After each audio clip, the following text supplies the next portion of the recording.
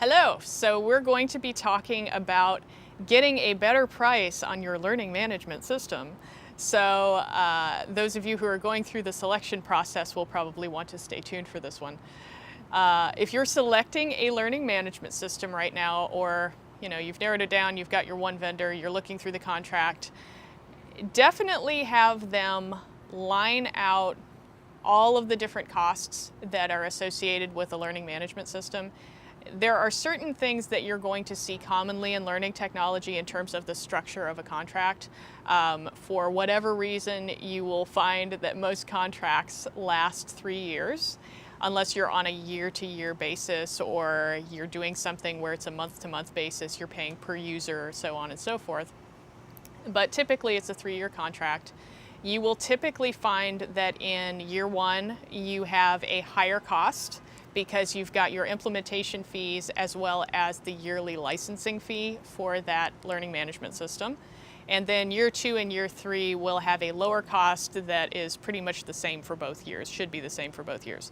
So that's kind of your structure, and you can work within that structure to try to get the cost down.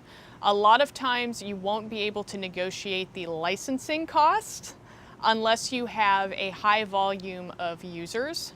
But you should still try, always try to negotiate the cost. You're not losing anything by doing that. With the implementation fees in year one, a lot of times you can get some of those removed or you can get some of those knocked down. So what I would suggest in terms of a negotiation strategy is get those line items detailed out for you so that you're seeing everything that they're charging you for. You don't want to see implementation services and then the lump sum. You want to see exactly where your money is going. And that gives you basically the leeway to go through those line items and go back to the vendor and basically say, okay, well, why are you charging me this and this and that for single sign-on when that's a very easy thing to implement? You basically have the bones, the knowledge that you need in order to figure out what you want to negotiate. Go through there.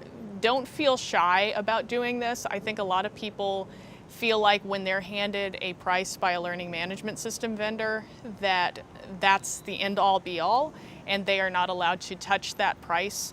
What you're actually being given is something that's essentially an MSRP. If you're buying a car, you know that you can kind of dicker with that price and try to get that price down. So treat this the same way that you would treat a negotiation for a car.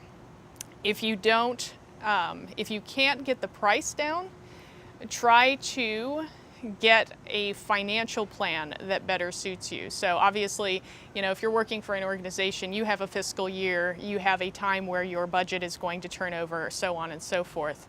So you could go to a vendor and basically say, well, I can pay you 50% of the implementation fees now, I can pay you 50% at the end so that you've got more time to pay for whatever it is that you are purchasing from them in terms of an implementation package.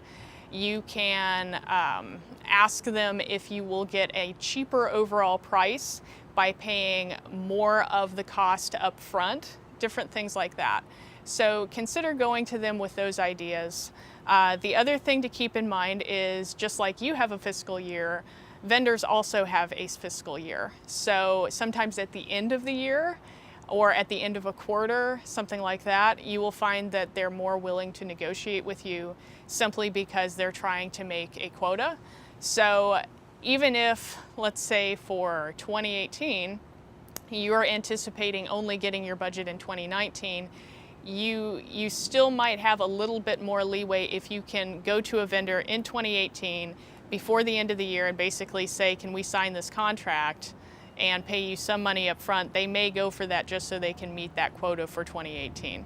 So I hope all of that makes sense and I hope that's helpful.